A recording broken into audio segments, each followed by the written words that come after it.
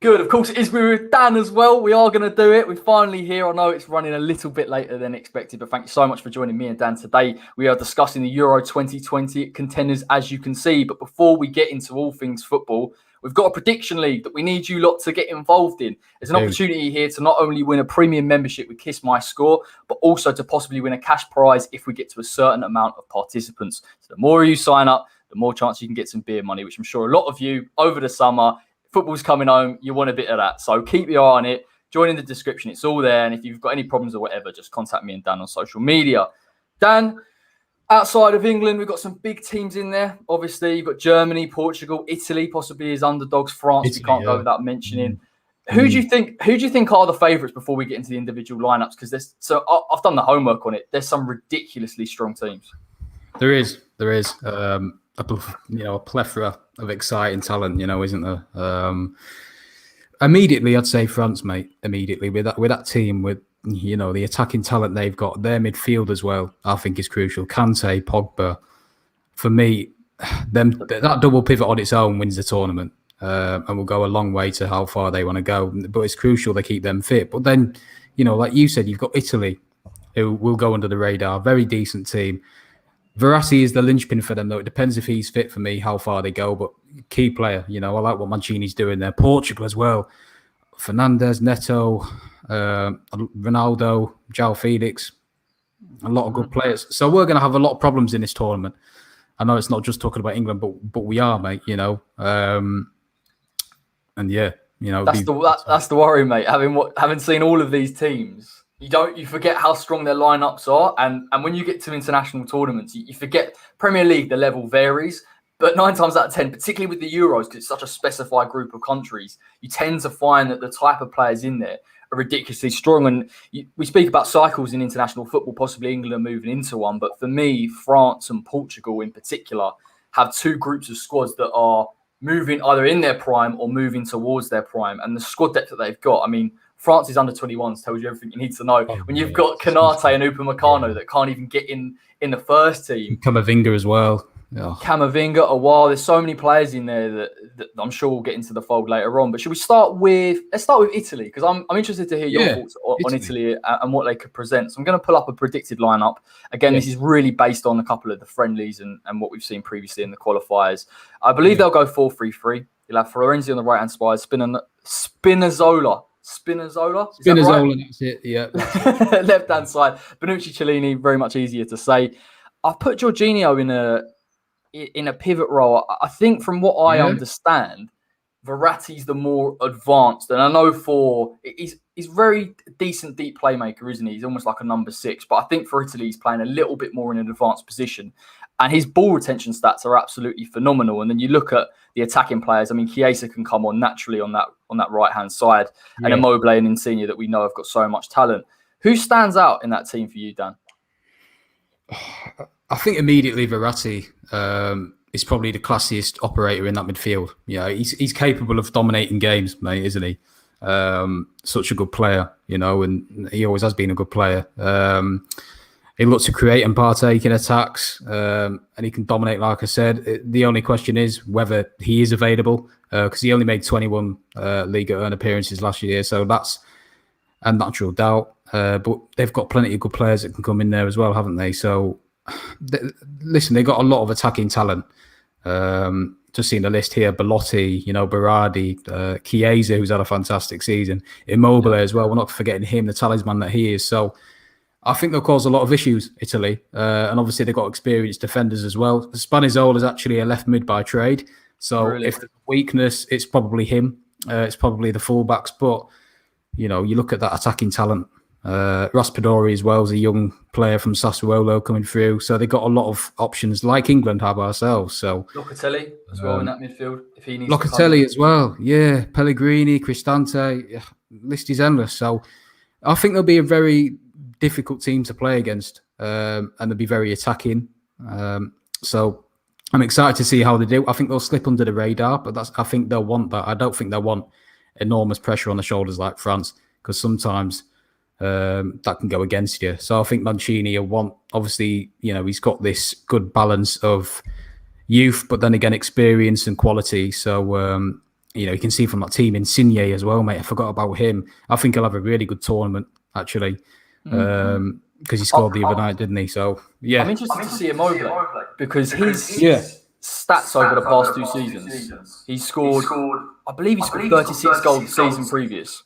And then he scored 20 goals this season, plus 5 goals in the Champions League or the Europa League.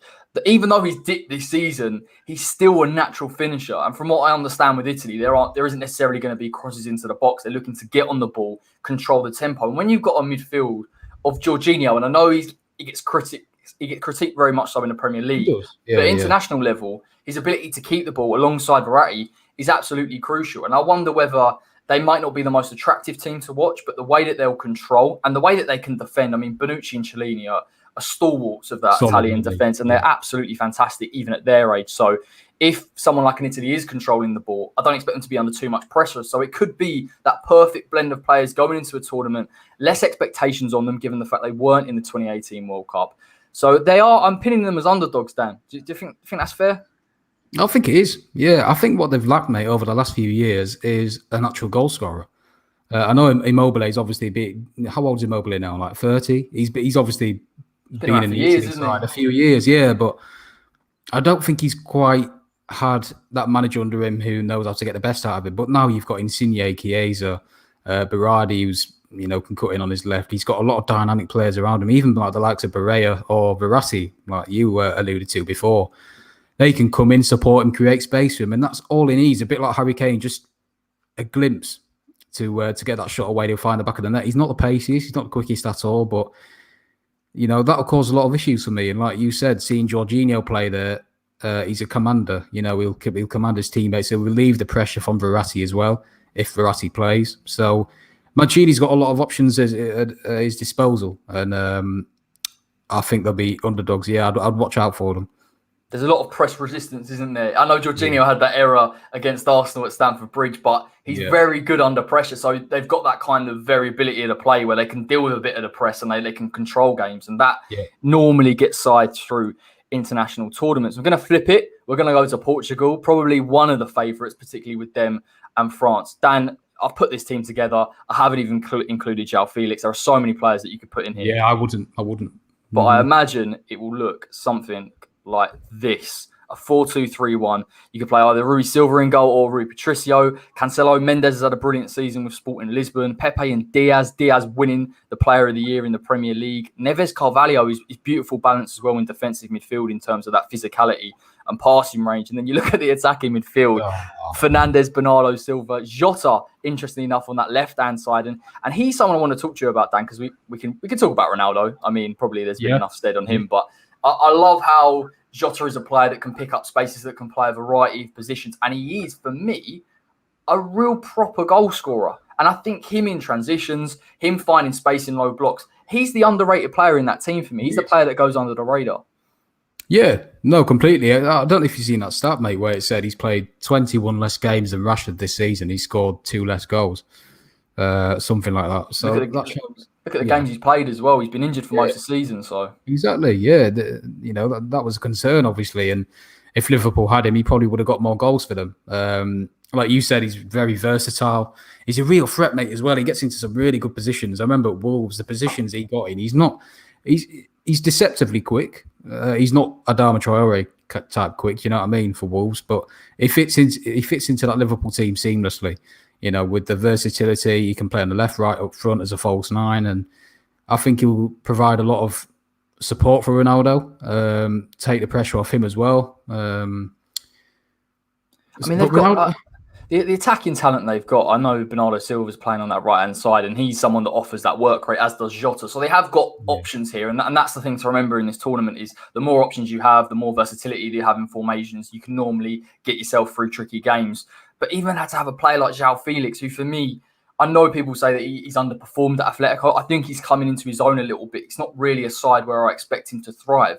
But if you play him at the 10 and maybe move someone else around like a Jota, again, these are phenomenal options. You could play him as technically a false 9 if you want to, go to a 4-3-3. So many options for Portugal.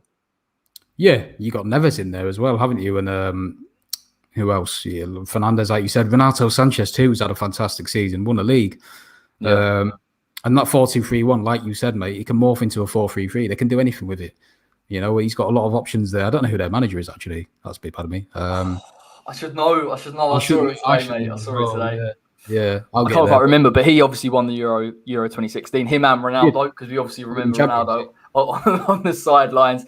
Dan, Ronaldo as a player coming into this tournament, I know he's aging. I know that I say his form's dipped. The expectations that Ronaldo set throughout his career has been absolutely unbelievable. Do you think? Yeah. Do you think he comes into this tournament and he turns up inevitably with someone like Ronaldo? He thrives in the big games, and again, I hope he does. To be fair, not against England, but I would like to see a bit of the old Ronaldo because he hasn't really scored at international level. Well, he has actually, to be fair, scored the other day. Take that for granted, but in the qualifiers, he hasn't been blinding in terms of form. Granted, that was against a second-rate team, has he? But no, like you said, the last few tournaments, even when they won the Euros in 2016, he was quiet, wasn't he? You know, I think Eder scored the winner, but I think the players more or less carried him around. I think he's got the ability, Ronaldo, to be quite complacent in competitions like this as well. If it's not going for him, he'll obviously get annoyed as you do as a player, but I think that can sometimes get the better of him. Then again, his mentality is very strong, so he could argue for that as well. But look, I want to see a bit more from him in this tournament, yeah, but there's no doubt, mate, that he is their talisman. He is, you know, they are dependable on him, how far they go in this tournament. Yes, Jota could play out of his skin, Bernardo Silva, Fernandes. For me, there's no better time for Ronaldo to score a lot of goals in this tournament because the service he's going to have around him as well. And you got Andre Silva can come off the bench and play next to him. So he's been brilliant for Frankfurt this season. Yes, yeah, he scored third most goals in Europe, I think, this season. So I think Man City are after him as well. So there's a lot of exciting talent there that Portugal can use to unlock Ronaldo. But at the same time, if Ronaldo's having a bad game and he's off it, they've got players like Fernandes who will take accountability and score a goal like he's done all season for United. So I think they're up there for me. I think they'll go to the final in my prediction. So I'd like to see how far they go. Yeah.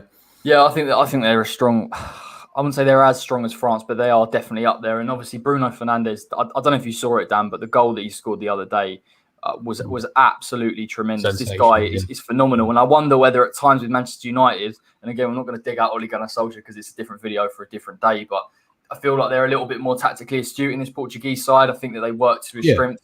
And albeit he does get a lot of freedom at Manchester United, when you look at the type of players that are in and around him, even players like Ronaldo, Jota, you know, Bernardo Silva that will work hard, that will get service into him, Neves from deep as well. You know, Fernandes is really crucial to the way that they work. And then more importantly, you look at some of their fullbacks in Cancelo and Mendes getting forward. He's getting the service from the cutbacks. He's finding little pockets of space. And for me, I know people talk about his penalties, but him overall as a player is fantastic. And I've penned him as their key man in this tournament. Yeah, he is. You know, he's a top player. Remember that goal he scored against Everton at Old Trafford? You know, the ability that he's got in his locker, just for, you know, a yard of space, what he can do with a ball. He is world class, isn't he? He's in that bracket. He's earned that bracket now. He's earned that tag on his shoulders, you know. So, he is a top player. He's been pivotal for them this season. Without him, they probably wouldn't be in the top four, would they? He's had so many goal contributions. Yes, he's had a lot of penalties, but you know, he is a top player. What he does on the ball, he's effortless, and he's great to watch. So, yeah, like I said before, you know, unlocking Ronaldo, even though Ronaldo can create chances for himself, if you've got someone like Bruno Fernandes behind you to do that, you can't ask for much more, can you? Yeah, no, I completely agree. I mean, the options they've got as well coming off the bench is fantastic. I'd like to see Felix, for me personally, in this tournament a little bit more. I just think he's a fantastic player. I know he's dubbed almost as a false nine type player. For me, he's more of a number 10. But again, options in the big games for someone like that to come on possibly in extra time is exactly what you want. Now, talk about France, the other favourites. This team, by the way, elephant in the room, mate. Yeah, is absolutely disgusting. And this doesn't even include in players that can come off the bench. But this is a team that I think they'll play. They've gone for a diamond formation. I think that gets the most out of Paul Pogba, particularly with Kante at holding midfield. So let's go through it, Dan.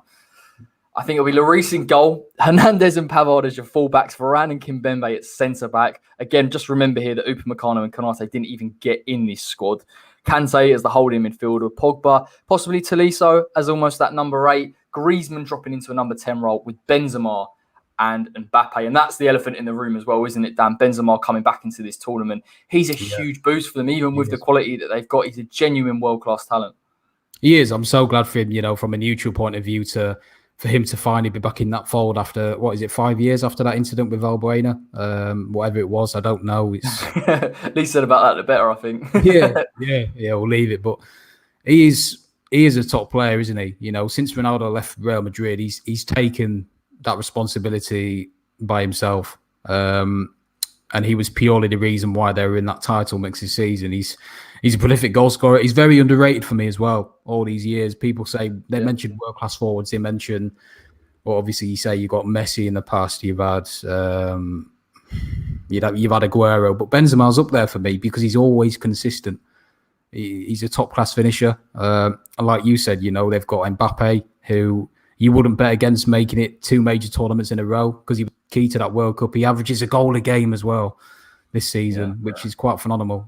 So his pace, his raw talent, and someone like Benzema who can go next to him with his experience as well is quite frightening, to be honest. I haven't really touched on Griezmann, and I think a lot of that comes down to how poor Barcelona have been over the last season or so. But I believe in qualifiers, he's got 3 goals and 7 assists, making 4 key passes per 90, which is ridiculous. And I think France are able to get creatively the most out of Griezmann and not lose him from a forward position as well. And the fact that they've got almost a front three of Griezmann, Mbappe, and Benzema, players with different types of looks as well, and they can break down low block sides. You've got the fullbacks as well that they can kick on. And for me, they never really lose that stability, because when you've got a player like N'Golo Kante having the season that he's just had, just in front of those 2 centre-backs, they've got the perfect blend for me, Dan, out of all of these teams. Even Portugal, I know they've got a great balance, but I think France are up there.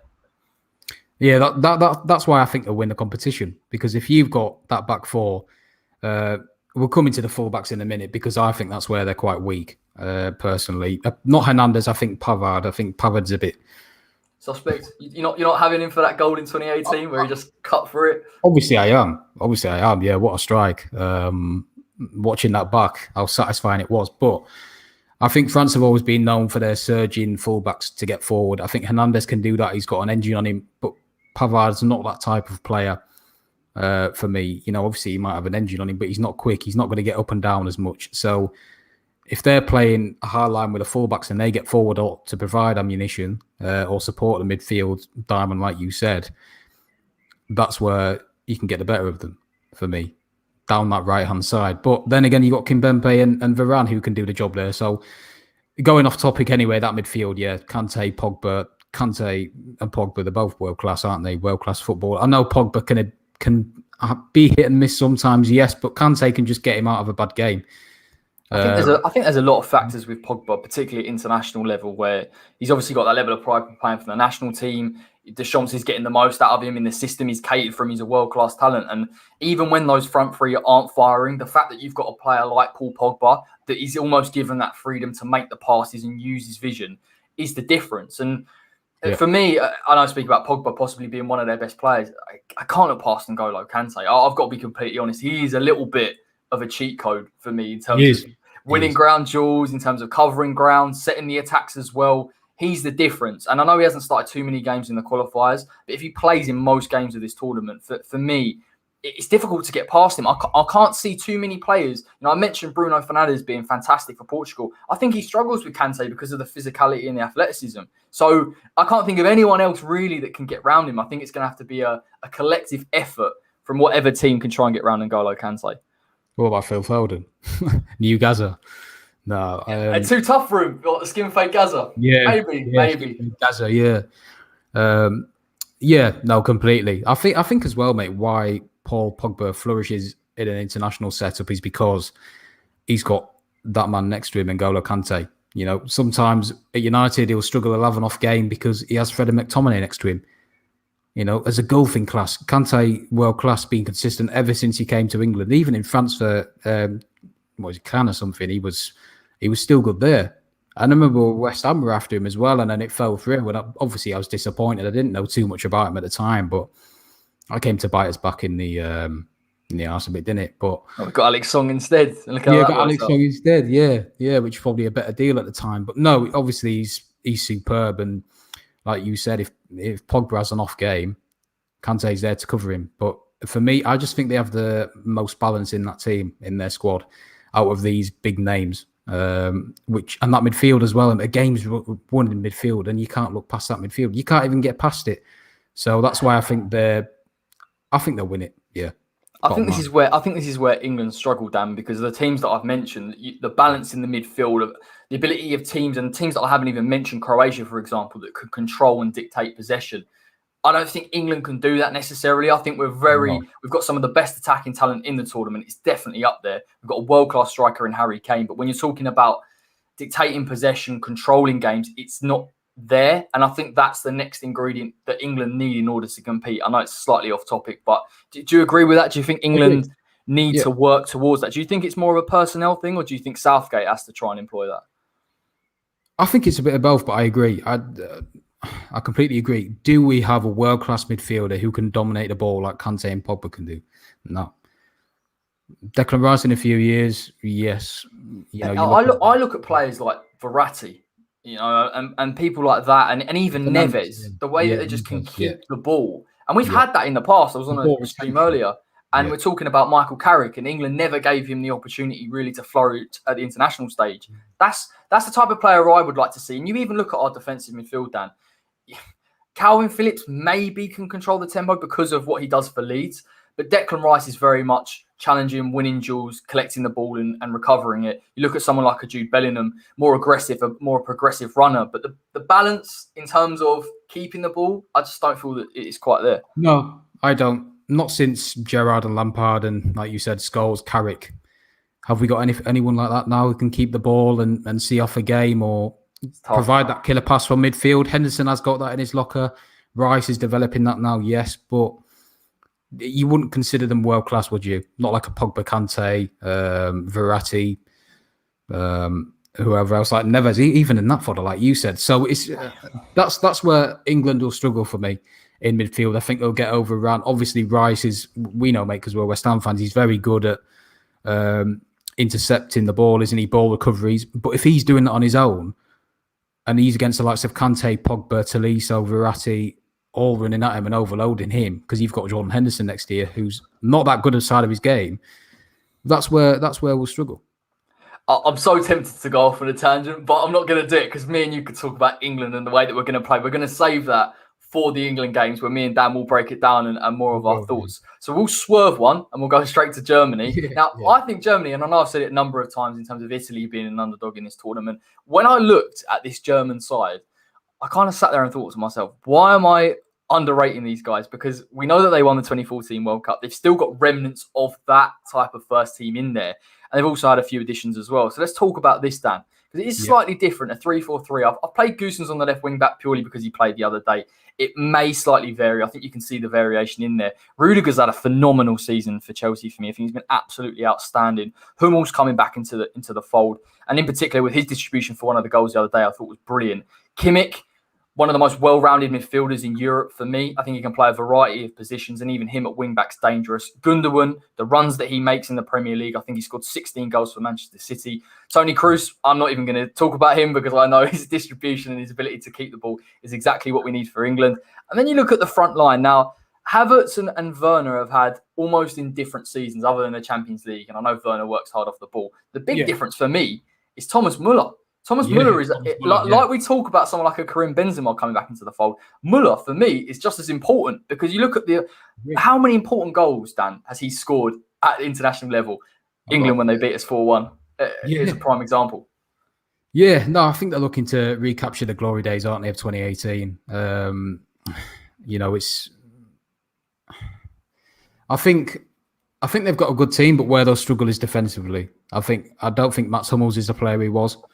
You got Nicolas Soule in there as a good player. Rudiger's had a very good season as the under Tuchel, well, half a season. Offensively, they're very good. And like you said, Thomas Müller, him and Mats Hummels being recalled, two senior figures, obviously being in the international setup a while, know the manager well. I think they're two very important inclusions, and they could be the difference between how far they go in the competition. Because Müller is guaranteed a goal. He might be having a bad game, pops up, gets in a bit of space. His movement, by the way, as well, is top class. It's different level. he's different. So he's, as you would say, Dan, he's a problem because he of is. he doesn't have a fixed position. He's not really a number 9 and he's not really a number 10. It's just he sort of flits between spaces and the link up that he can have. And you look at, I can see elements of Havertz's game, particularly Timo Werner as well, in terms of the space that they can make for the forward men, and in particular Thomas Muller. And he could thrive on that. But you do make a good point about the centre-backs. I think Rudiger, for me, is the better of those 3 centre-backs that I've just mentioned in terms of his athleticism and how good he is in pressing, which I think that is a genuine blueprint for a Germany side. Hummels may struggle, but I think that's why you're seeing Hummels as the central centre-back in the same way that Conor Cody plays as the main centre-back in a Wolves back 3 because of the mobility. And I think they can get got at this team. I really do. Defensively, I think they are relatively weak. I think they're vulnerable defensively. Yeah, very vulnerable. Look at the fullbacks. You got Ginter, Gosens, like you put in your lineup then. Who else you got? Gunter, even Robin Koch can play there as well. So, yeah, defensively they are weak, and that's where I do worry for them. They've not got Boateng anymore, who was vital in 2018, obviously.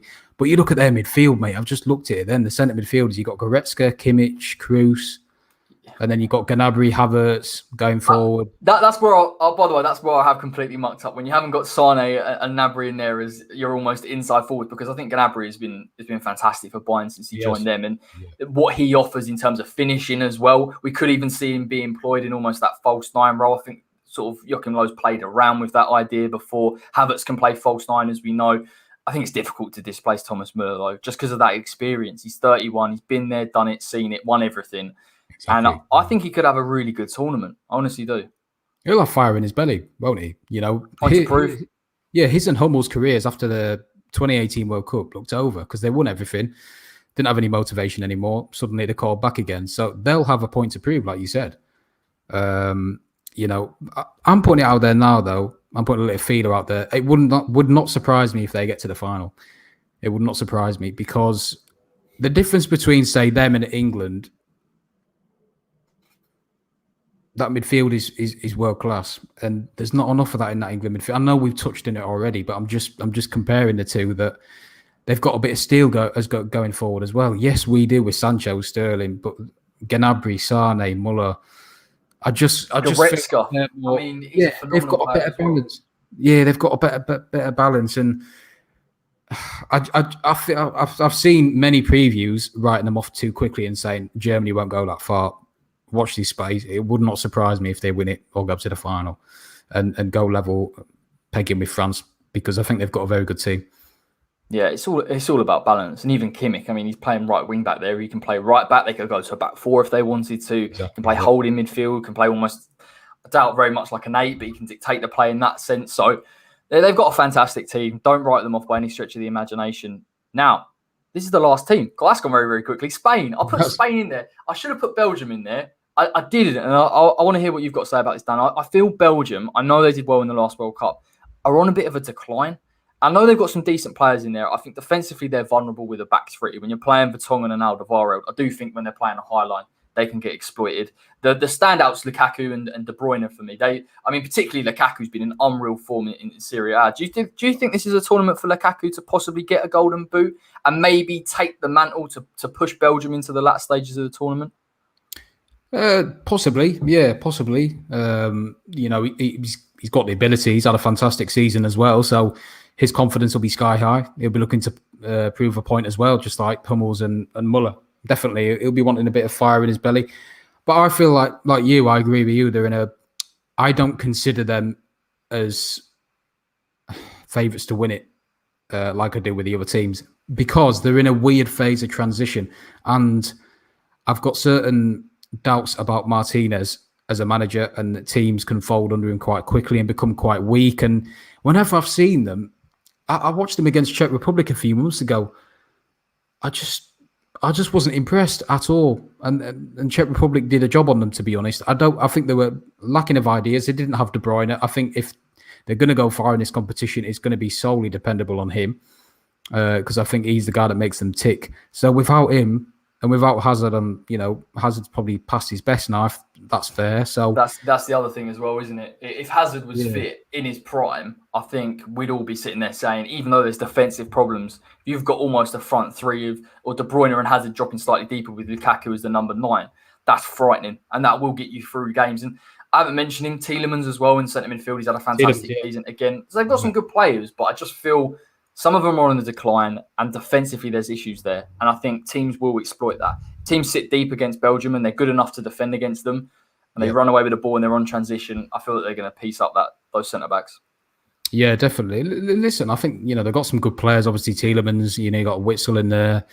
But they've lost key players over the years. Look at Company. Vertonghen's past his prime. Alderweireld's getting there.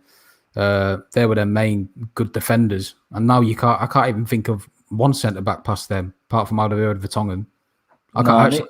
I'm not being funny. I can't. I think Boyata is in there possibly as the main centre back. Is he going to be in a starting 11 that's going to win the Euros though? Probably not. Well, no, that's always been the thing for me. I think when they had Vincent Kompany and Vertonghen in his prime and Alderweireld in their prime, they were frightening because the balance was there. You had even Meunier playing as the right wing back. Now I look at them and I think they're kind of on the decline. You look at the next tournament and they'll come up, and some of those players will dip out as well. So you are right. It's a period of transition. And I don't trust Martinez either. I know he plays an attractive style of football and he keeps the ball very well, but defensively, I don't think he's the best coach either. That's the thing. He was very good as a manager of, say, Everton and Wigan Athletic, but he's not an international manager for me. I can't see him getting the best out of that squad, like with Southgate as well. I think Southgate's a good manager. Was he solely, say, what's the word? Was the whole success of the 2018 World Cup on him? No, because teams underachieved in that tournament. The standard was poor. The standard was really poor. Yeah, we could have gone a lot further. We could have beaten Croatia, but we only just knocked out Colombia on penalties, and they've got an average team at best. So that's why I'm concerned for Belgium. They've got some good players, yes, probably weaker of all the teams we've mentioned, bar Spain, perhaps, but I just don't trust Martinez as a manager. I don't see him being innovative and getting the best out of the players. I think he's good for a project in terms of reviving a team, but in terms of developing a team, making them into serial European champions, I don't think he's got it.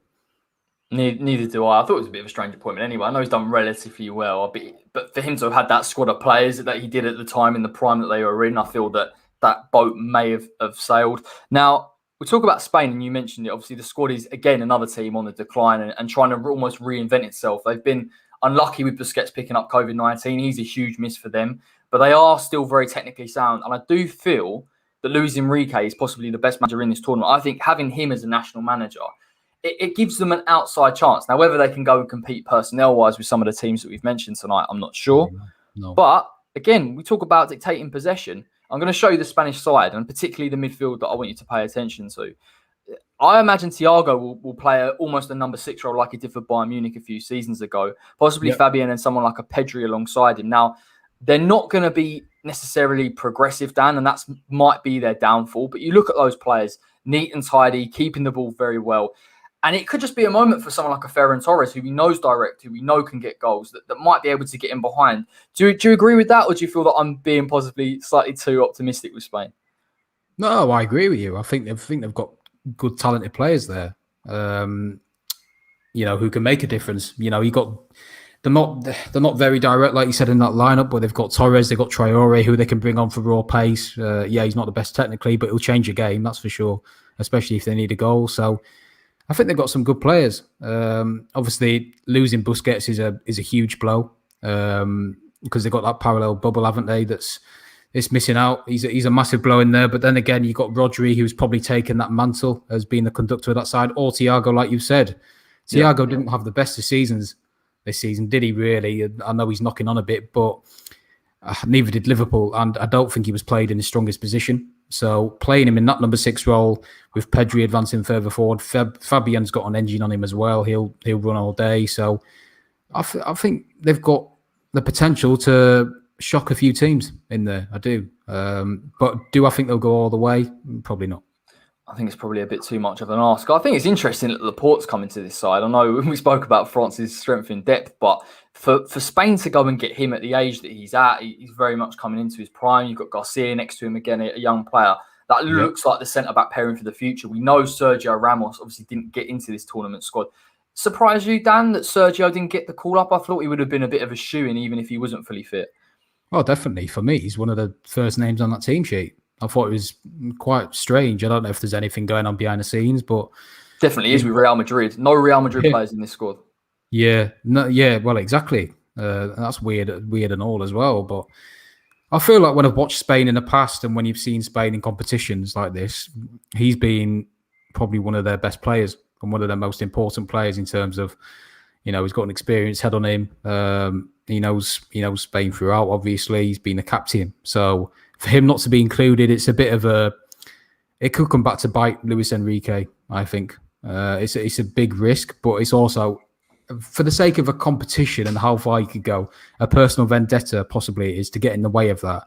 Is a bit pathetic for me. But listen, he could prove us wrong, and Garcia and whoever else it is could do a fine job. Laporte, could do a decent job. Yeah, it's a weird one for me. If you're going to pick a time to, I don't know, it does happen at international football, like we saw with Germany, where you allowed the old guard to come out and you try and bring through the youth, but to do it before a tournament and to remember that he's only gone with the 24-man squad, not the full 26, is slightly strange for me. And listen, I know Sergio Ramos is getting older, but you look at his influence in the dressing room, obviously the heritage that he's got in winning trophies with Spain, as well set-piece goals. He's massively important. He turns up in the big games. So I am slightly shocked that they haven't gone with him.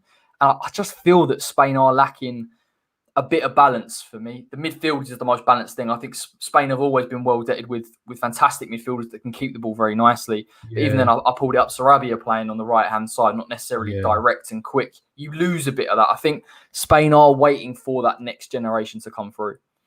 I think they are. Yeah, I think they are. Replacing Iniesta's basically, he's irreplaceable, isn't he? So him obviously retiring, they miss him badly for me. And I think as well, mate, looking at that squad, I think they'll struggle offensively. You've got Moreno, who scored a lot of goals. Yes. Morata, I don't know if he will start. Torres, like you said, could be a bit of a hidden gem. He could do really well. Traore's been quite poor for Wolves this season, to be fair. But Oyarzabal's a good player. And then you've got that training bubble of Rodrigo, Fornals, Soler, Albiol, Mendes, and Kepa. So get him in. Get Pablo Fornals in that squad. Listen, from an unbiased point of view, he would actually add something to that team that I think they're lacking in that squad. In terms of work rate, overall balance, I think he adds that balance that you said they're missing there. If you have him in that midfield, wherever it may be, wherever Enrique decides to play him, I think he adds something a bit different and something they're lacking. But obviously, it's not our call. But up the Pablo, that's all I'm saying. Get him in there. Pablo. I think you're right. I mean, we could make this a why is Pablo Fornals not included in the Spanish squad and why he should be. Yeah. But he actually does offer, again, off the ball, something that he's possibly developed into his game, the pressing, the physicality, the energy. You look at that Spanish midfield, really and truthfully, you need to control the game. And if you come up against a side that is going to be physical, that is going to press up against you, can they deal with that? Or at least are you putting them into positions where they're going to struggle? And Pablo would provide a different option. I think we talk very, very similarly in terms of possibly even a James Ward-Prowse for England, where he offers something slightly different in terms of that energy. And it may be a player that England should have put into the squad.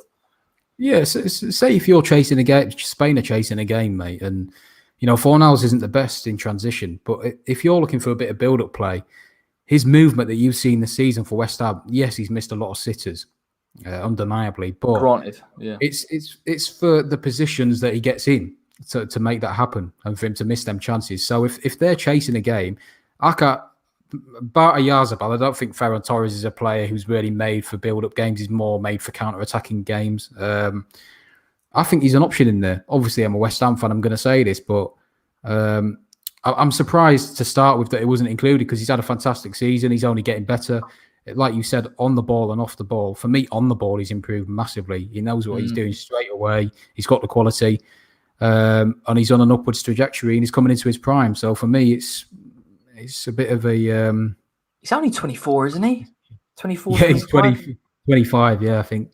It's unbelievable. I think we'll see for West Ham next season him really come into his own. And I think when we see Pablo Fornals start to chalk up more assists and more goals, then I think he'll get a little bit more credit in the bank at international level. But from a playing point of view, I think he just would add something different. And I think players like that, you can't underestimate having in and around the squad, or at least as an option. But for me, you look at international level, the difference is having a system and sticking to it.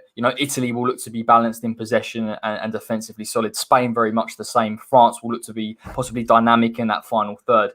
Yeah. England, on the other hand, Dan, what do you make of England before we end this video? I don't really know from the two friendlies that I've watched where we're going. Neither.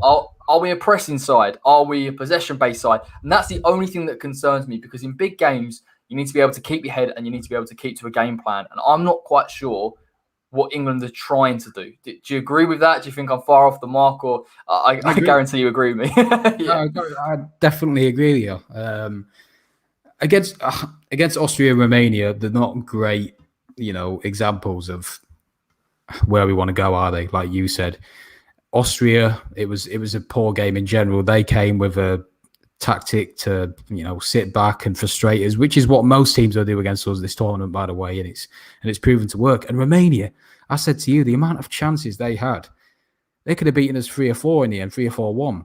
It was very concerning how easily they bypassed our defence and created these clear-cut chances. I think they had about 2 clear-cut chances in the end, and they just didn't take them. But on another day, they would. So for me, as I've said with Martinez, I struggle to see where Southgate's going with his team. If he can get the best out of these players, like you said, we've got a lot of good players, attacking players, but it's in that centre of the park for me. Apart from Declan Rice, yes, you got Calvin Phillips in there who can do a job. Henderson as well, but Henderson's not fit, and I struggle to. I don't know, mate. It's difficult. I struggle to see us. I think we could easily get knocked out in the first knockout stages. If we play Italy, I think we're gone. Or if we play Portugal, I think we're gone. Portugal's the problem for me, I think. Yeah, I just can't see us. I don't know. On paper, we have the most exciting talent for me going forward. When you put it like this, you've got Harry Kane as your focal number 9, and you've possibly got Grealish, Foden, and Mount in behind. That's an unbelievable attacking 4. But just from what I saw, again, Harry Kane dropping deep, no one going in beyond. The fullbacks being slightly naive at times and getting forward. Us looking vulnerable from dealing with deliveries. We're kind of flitting between different styles. And I think Southgate's passed it off. And again, don't want to go into a tournament digging him out, but he's passed it off as being versatile, adaptable, playing different systems. I don't think you can, whilst I get it, whilst I understand it, I don't think that's the way that you go into a tournament. You've got to have a settled system, exactly how you want to play. If you want to be a possession-based side, fine. If you want to be a transitional side, fine. But we're playing a little bit between, we want to press them from the front, and then you're pushing forward your 2 defensive midfielders, and then we're exposed. And for me, that's my only concern. I think we'll get out of the group. But when you start coming up against Portugal, France, Germany, I think they'll figure us out. Yeah, definitely. And as well, I don't think he knows his best 11. Yes, he mentions all the versatility and all that. Yeah, that's all well and great. But he should know by now his best 11 of what he wants. I don't think he knows his best 11. Yes, you got a lot of options there, but going into a major tournament like this, the starting 11 will vary, granted, but you need to know your best 11 in that team before you play Croatia on Sunday. If you're against these teams like Italy and Portugal and France, you've got to have your best. You got to know your best team. He doesn't know it, and for me, yeah, all right, he got us to a what was it, a semis in the? I can't even remember the World Cup. We did well, but I've said again, the standard was poor, and for me, where we're lacking this competition, Southgate aside, is defensively. Yes, Harry Maguire is a very good centre back. Granted, is he world class? No, and we're relying on him, to come back and be fit. Apart from that, we got John Stones. He's had a good season, but again, he's not world class. You've got Connor Cody, Tyrone Mings, Ben White can play there, but it's not enough, mate. You look at these centre backs that we've just mentioned now, nowhere near. So I think that's where we'll fall short. Unfortunately, I'd love it for it to come home, but will it? Of course it will. No, I can't see. It's defensively, I think there are issues there. I 100% agree. I think when I know people will say that it's the personnel and you're giving players, you're trying to stop risking players from injury. Ironically, it didn't really work with Trent Alexander-Arnold. I do understand that, but just thought the way that we were playing, we aren't going to play in a back 4 if Harry Maguire isn't fit. We are going to go to that back 3. And again, even then when we switched to back 3 in some of these friendly games, I didn't think we were that great at dealing with the deliveries. And I wonder whether he'll pluck for a Tyrone Mings left-sided centre-back or a Kyle Walker right-sided centre-back. And that's my only worry. I think Walker can do a job. I'm not convinced on Tyrone Mings at all. I'm not convinced on Connor Cody. I think in the back 4, it's absolutely a no-show. I don't think he can play in the back 4 at all. And obviously he did show that in the friendly. I think Ben White, can play in the back three purely because, if Ben White did play in a back three, I would get that more than playing a Cody or a Mings. I think he's better there. I think he's better on the ball there. But even defensively, I still think there are question marks. I don't think he's going to play what we think he's going to play. I think he's going to play possibly Luke Shaw as a left-sided centre-back, Kyle Walker as a right-sided centre-back. Really? I've heard rumours that he's going to start playing, wing-backs in Chilwell and Reece James. So, we laugh at his decision for it being a little bit excessive of bringing all these right-backs. But if that's what he's going to do, maybe it gives us more mobility if Luke Shaw's a left-sided centre-back. I don't know. But I can't really comment on it, Dan. I haven't seen us play in that system. I've seen it in the World Cup, but not recently. So it would be a bit of a shock. I think he'll go with Stones and Mings on Sunday. What, in the back four? Yeah. God, better not do. I'm telling you that now. I do. Yeah, I do. I think Cody's better than Mings, but I think he'll put Tyrone Mings in there because he's left-footed and because he can play left-sided centre-back in that way and he's more natural. Do you know what I mean? Rather than playing... Because I don't necessarily think you need to go for a back five against Croatia because I think they're good. Yeah, they knocked us out of the 2018 World Cup, but they're not as good as they used to be, and we can easily beat them because we've got a better squad on paper. But we didn't even. Yes, these friendlies are nothing to go off, like Mark said. They're a bit of a testimonial, but they are something to go off. They're not everything to go off, but they are something. And did we take these games by the scruff of the neck to these teams and really, push for a goal? No, we didn't. No. We were poor. We were lacking ideas. And if you come up against Croatia and you're playing like that, they'll turn you over. Even Scotland as well, from the way they're playing, look decent and have more heart and spirit. Yeah, it's all right having talent, but like you say in football, if you don't have that effort and desire to go with it, you're not going to go far. Czech Republic, for me, will finish rock bottom. They're okay. You can leave them out. But, when you get to the knockout stages, mate, like you said, and we've both agreed on, once you play these France, Portugal, Italy, with a plethora of attacking talent, you're going to become unstuck. You're going to be lost of ideas and you're going to get torn apart. So I'm sorry to be so negative. It's there are positives. Yeah, it is coming home, by the way, but I don't trust Southgate to get the best out of them players because if them friendlies are anything to go off, then we're going to struggle. But hopefully they're not. It's tough. We can only make the call on Sunday when we see what he's going to come out with the lineup. I think when we see that lineup and when we can work with it, because that's the only problem as well with the friendlies, and that's why the argument comes out that he wasn't playing the right players and he decided to play a load of players that won't even go into the tournament. That it's very difficult. I would find it very odd going through friendlies, playing a back four and then switching to a back five. I find that a bit strange. You look at some of these other teams and people will say, well, they were playing a lower level of opposition, which again, England were. Germany 7-1 versus Latvia, Portugal 4-0 versus Israel. They were playing in the style that they were going to come into the tournament, and England didn't do that. And I find that decision very bizarre. And I just wonder whether leaning too much on being versatile and switching between a back four and a back five isn't the best thing. I would like us to go and compete, Dan, to be honest, with Croatia's midfield. I'm not sure we're going to do it, but I would like to see us go 4-2-3-1. And if you're concerned about working and trying to win the ball off Croatia, you play a Mason Mount in there with the pressing ability that he's got off the ball, Declan Rice, Bellingham for energy, possibly even Calvin Phillips if you want to be defensively minded. So I do hope we see that. But before we go, Dan, can you confirm who's your favourite for this tournament? France. I can't look past them. The talent they've got, that midfield as well. For me, the combination of the two, they'll be too strong, mate, and they'll do it again. 2 major tournaments in a row, so I'm going France. Same. I can't look past France. I think they've got an unbelievable squad, incredibly well balanced. The attacking play that they've got, I think N'Golo Kante is arguably one of the best players in Europe at the minute. So I think you can't look too much past that. Paul Pogba's a different man at international level.